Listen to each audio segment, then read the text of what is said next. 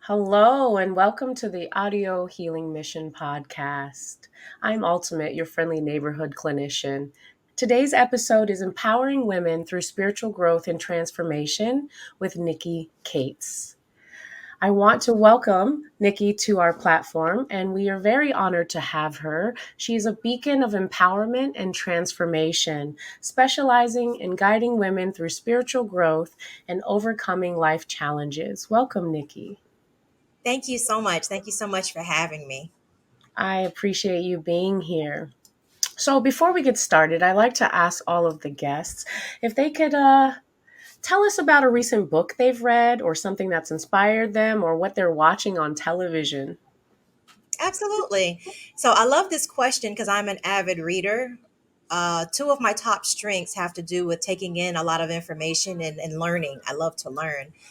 So more recently, one of the young ladies in one of my virtual women's groups suggested Sisters of the Yam by Bell Hooks. So I started Mm. reading that, and it's been helping me to articulate some of the things that we don't normally are able to articulate about our experience as Black women when it comes to that inner healing and emotional healing and so forth. So I thought that that was really, really powerful. And then I stumbled upon You Are Your Best Thing by Mm. Tarana Burke, the founder of the Me Too movement, who also was co-authored by Brene Brown. Brene And so I Brown. Okay. Yes. Right. So I thought, wow, okay, so we all know Brene Brown. We've all probably learned something from her. But what I loved about this book is that she partnered with a Black woman because she understands that while that may be a big part of her audience, however, she does live a life of privilege and cannot speak from the nuances of being a woman of color. So I absolutely love that they did this book together and that she kind of submitted herself to understanding, okay, I cannot directly speak to this. So let me share my knowledge, but through your eyes and through your platform. So I've found that to be really powerful as well. And I think that that was really beneficial considering we say things are changing, but then we have Beyonce in the country music album, and we had, the Ariel situation, the Disney situation with Little We got the Mermaid. Supreme Court not trying to give these Tulsa massacre victims some reparations. We have not Yes, come far. We have not we come as have far as we not, think. right? Right. Taraji P. Henson talking about the pay gap still exists in Hollywood, and Jasmine Crockett, right? All of that we've been experiencing says to us that women of color are still extremely marginalized compared to just women being marginalized in general. And so I just think that going back to the basics of that for me has been very powerful. Well, thank you for sharing that. One of my most favorite quotes from Mark Twain is that a man who does not read has no advantage of the man who can't. I agree. So Absolutely. I love that you love to read because Yeah. I love to read too, and I just think that we miss out on things, right? Like it expands our vocabulary, it gives us knowledge. Like reading is just so great. So thank you for sharing that. I think I might want to check out that book with Brene Brown. Oh yeah, please do. I actually listened to the audiobook and then I went back and read it as well. So Awesome. yeah, very good.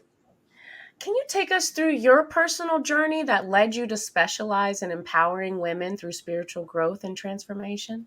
Absolutely. I'm just going to be frank with you. My mess became my message. Just like we've heard, if you grew up in the church, you've heard this several times. And it very is so much true in my life.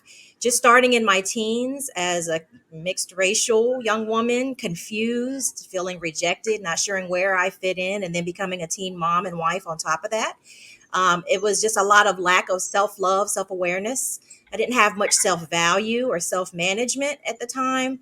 And so it caused me to operate out of a survival mode that a lot of us are very familiar with, right? And it was my faith in God. And it was also my desperate desire for my daughters. I have four daughters to not relive my life. And so that's where I began to pray and to seek personal transformation. And it's through that is where I begin to write, teach, and share what it is that I've learned in order to help others. And just, being frank, I was my first client for the first decade of really stepping out into coaching and serving others. That's amazing. That's great. Thank you. Your mess became your message. Listen, I'm always my first client. I'm my target audience. I'm my first client. I'm like, would I like this or not? Mhm. Same. So, how do you integrate your spiritual, or just in general, spiritual practices and principles into your coaching? Sure. So, first thing is first is that it is foundational in everything that I do. It is foundational to who I am. I wouldn't be here if it wasn't for my faith, to be honest with you. Living with depression and anxiety unchecked and undiagnosed for decades. My life could have been extremely different if it were not for my faith. And so that is the foundation. The foundation of everything from the teaching and the training and the content and the writing is the KLB strategy, which first occurred in my personal life. Holy Spirit showed me how true love, right? Getting to know who God is, loving Him, and then also receiving His love and being like Him were all vital and necessary in order to really see lasting transformation. And so it was through that pursuit for myself personally to change and to grow that I began to understand how this could be transformative for others. And so then it evolved into also knowing yourself, the importance of self awareness and self discovery and realigning with who you are at your core, loving yourself, and then being authentic in this world, where it has been able to allow me to share those spiritual principles without beating people over the head with them, if that makes sense. It does. It does. And I like how um, you first said knowing God and loving God, and then that translates into knowing yourself and loving yourself. I do believe that that is really the foundation of so many things, is being true to you, knowing you, understanding you, and then loving you and being kind to you, right? And so what I can do for me, I can do for others.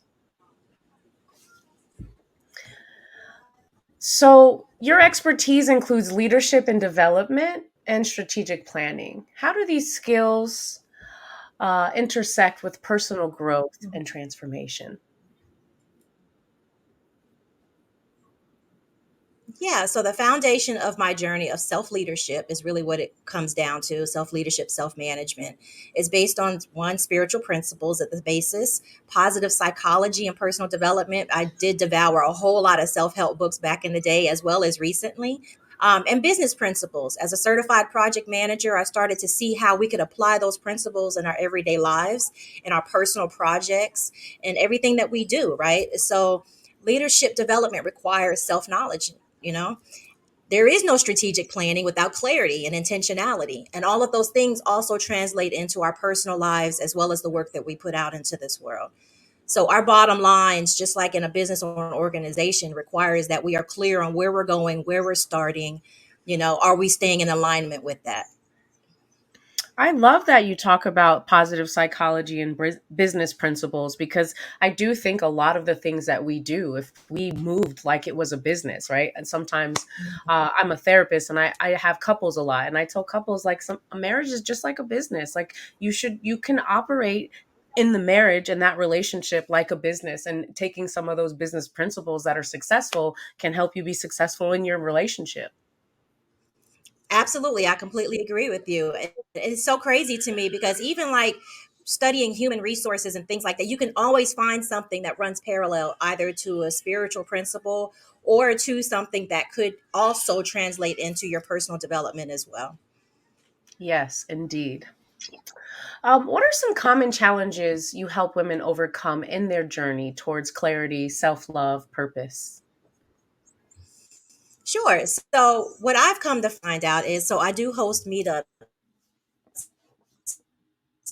in 4 cities, and they're called Women's Transformation Circles. And the common theme that I always find in every single environment, regardless of race, culture, ethnicity, uh, economic status, self awareness and self discovery are the greatest challenges. Like everything, all roads lead back to your spiritual relationship, right? Who you belong to, as well as who you are and knowing who you are. And a lot of us lose ourselves in the midst of operating out of survival mode, especially if you're part of a marginalized community, even more so. And so that's what I found is that we tend to morph ourselves into becoming what we think we need to become, as opposed to who we actually are on the inside of us and who God intended for us to be. So that reconnection actually falling back in love with yourself if you never have been falling in love with yourself like I did many years later, and aligning your life with who you are and allowing you to show up in the world, allows breakthrough to come forth and for you to be able to move forward. And I found that this has been pretty much across the board, no matter what transition a woman is in, that this helps her to move forward. I really love that. I tell people all the time, based on the patriarchy, religion, or even society, we have learned to not focus on self. We have learned not to, selfish is a bad word, but really it's not. Like being in tune with yourself, and kind of we have to like we have to unlearn to relearn, right? Because these messages we get kind of make us go away from ourselves, right? Like we're looking externally for answers rather than internally. So I do really love that you help women on that journey in that way. Oh, it's vital. Like I was on a webinar last night and we just every time we hit a point, it was like all roads lead back to who are you? Where do you want to go? Where do you need to be going? You know what I mean? Like all of that always starts from the same place. And so my motto is transformation always begins from above and within, because those are really the places where you really need to focus yourself in order to move forward. I really love that. So, Nikki, your coaching is deeply rooted in your spiritual practices. And so, how do you ensure inclusivity and meet the diverse needs of your clients? Absolutely. So, kind of basing what I do off of people like John Maxwell and Dr. Darius Daniels, two of my favorite people, as well as Miles Monroe, Dr. Miles Monroe as well. They were able to take spiritual foundations and create content that ingrains spiritual principles without using chapter and verse every time. And so that's kind of like how I approach my process. It always has the foundation of my spiritual beliefs and who I believe God is and what He's doing through me, understanding that true transformation comes from Him. However, I don't share that in a way where it requires you to be an actual believer, that non-believers are not excluded, because inclusivity is very important to me. In my meetings, I am very specific about making sure that women come to the table and we create a safe space for everyone that is inclusive, that we do not discuss things that create division amongst us, because as women we have plenty enough in common Yes. without bringing in the dividing factors, right? I'm not Mhm. sitting here beating against your head that you have to believe what I believe. Let's talk about what we share in common. And so we've been pretty successful in creating those spaces for women like that. Awesome. I love that. Um, so, from your personal experience and your insights, what is the one thing that you believe that should be normalized for women? I think what should be normalized is that we are getting back to the basics. I think we get so wrapped up in everything else. We're in the information age, right? So we have access to so much information. And it is just crazy to me that we don't take the time to give ourselves that that moment of, okay, I see you, right? How many of us look in the mirror and we don't even know who we're looking at most of the time, or we get to a point in our lives where we don't know who we are? That's why the KLB strategy is so important, because regardless what you're going through, you're going to come to points where you're going to evolve and you're going to have to come back and say, okay, who am I? Who do I stand for? What do I want? You know how many times I've asked a woman what she wants and she has zero idea what that is? She just knows she wants change, right? Where should I be heading? Am I in alignment with all of this? Am I living a life that's going to get me there? Am I focusing on what I can change? Because so many of us, we tend to focus on what we can't change, right? Am I prioritizing my spiritual growth, my personal growth? We all talk about self care and a soft life. Are you doing the things in order to provide that for yourself? Because you can't wait for others to do it for you, right? Am I Hmm. being self aware? All transformation begins from above and within ourselves. So that means breakthrough, fulfillment, and success, which is defined by each of us individually, comes from our individual unique cores. So I just encourage us to get back to the basics, get back to who we are, where we are, what we stand for, and where we want to go.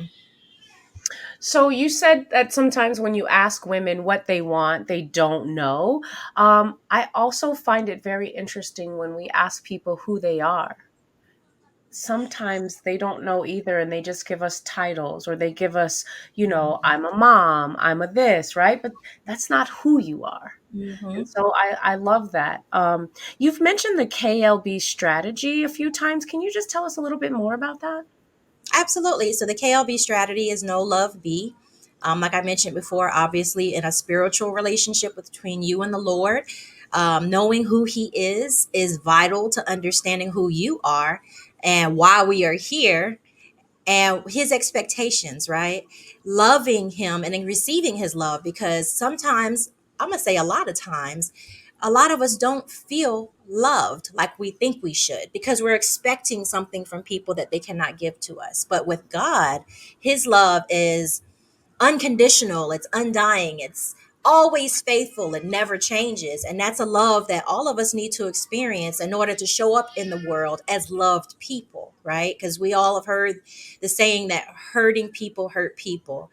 But Hmm. having that love relationship, right, and being more like Him allows us to show up in this world as better people, but then transitioning that into your personal approach and your personal growth, that begins with knowing who you are, right? When I start a coaching process, or we're doing a training session or a strategy session, I always start with no. Like, let's do some assessments. Who are you? Like you said earlier, women always share their roles, what hats they're wearing, what's expected of them. I used to hate that question. Tell me about Mm. yourself. Who are you? Because I was a mom, I was a wife. Like, I didn't know who I was at that time. But once I tapped in my core values, I know who I am now. I know what I stand for. I know what matters to me. I know what are non negotiables. I know what makes me miserable, what makes me happy, what makes me empowered. I know when I'm the most energized and the most effective because I've taken the time to compile that data on myself. And so that's what the no love be strategy is about, is gaining that all of that information about yourself and becoming in touch with it, becoming loving towards it, and then being authentic in how you show up in the world with it. Who are you going to be in this world? You won't know that if you base it off of everyone else around you. It starts from within. Yes, I love that. Like, yes, it definitely starts from within. Thank you. Um, I recently wrote a book titled Five Things I Tell All of My Clients, and it's Mhm. kind of it's to give the audience these common themes that tend to tell people who come into my office, regardless of why and what they're coming in for. We've been talking about self love a lot, so I think that might be the answer. However, if there was another answer, can you share like some key insights that you find that you constantly share with your clientele? Absolutely. I think I've shared this a lot as well so far, is just getting back in touch with yourself. I think that that's the foundation of every single thing. Emotional intelligence, man, everything requires that you get back in touch with yourself. You can't manage your finances if you don't pay attention to why you're doing what you're doing or even what you're doing, right? You can't become healthier or lose weight or whatever without paying attention to what you're doing, what you're thinking, how you're feeling, how you're responding, how you're reacting to life and people. So self-awareness is the foundation of all of that, y'all. It's the relationship with yourself. It's more important almost than the relationships you have with others. Obviously not important, more important than the creator of all, right? Because he gave us our life. But we're trying to pour from empty cups, y'all. And if we don't know who we are and what we're pouring from, there's just no way of, it's just no way. All roads always lead back to you. Last night I asked this question to the ladies and I said, if you take every aspect of your life, all areas, all relationships, professional, personal, spiritual, everything that you're involved in your life or have been, what's the common denominator? Y'all, it was crickets. It was crickets on the call. And I said, y'all don't know the answer to this? And finally someone said me. I said, there it is. We are the common denominator to every aspect of our lives, every relationship. And that means we're the only ones that can change them, truly change them. Absolutely. No truer words have been spoken. Yes, ma'am. We are the answer, and the answer is within us. Um, Before we go, I did see something on social media that I thought was pretty dope. Actually, Emmanuel might have posted it. It was a gentleman kind of talking about how he had a button and that somebody pushed the button. And the lady was saying, the problem was that there was a button for someone to push, right? Mm. Like, Hmm. yes, you've got these issues and you've got these triggers, but it's no one's fault if they push your buttons or touch your triggers. That's for you to deal with. And it's about being accountable to yourself. And I just think in the world we have lack of accountability, but I mean, I can't expect you to be accountable to me if you can't even be accountable to yourself. Absolutely. If you can't Absolutely. see the part you're playing and what's happening. You're absolutely correct. It is so crazy to me because I did it for many years. You pass a lot of blame off when you don't even look in the mirror. And even if you are a Christian believer, like even the Bible speaks about us, like looking for a judgment in others when we haven't even looked at ourselves, right? And Oh a lot yeah, we definitely recognizing specks in other people while we got whole logs in our own. yes, honey. Absolutely. Yes. Absolutely. Yes, absolutely. I'm looking at my husband like, why are you not doing all of this? When in reality, I'm not even paying attention to what I'm putting out there? So Yes. I completely agree with you. Yes. Well, in the spirit of love, thank you so much. I love and appreciate your knowledge and insight and wisdom. And I hope that our listeners gather something from that. And I hope that they check you out because you've got the juice and we all need to drink that Kool-Aid. Thank you so much. I really appreciate that. I just, you know what? I honestly believe through our organization that we're just one woman transform changes generations. And that's what we're aiming for. Yes. All right. Well, thank you. You have a great rest of your week and day. And namaste. Thank you so much. Namaste.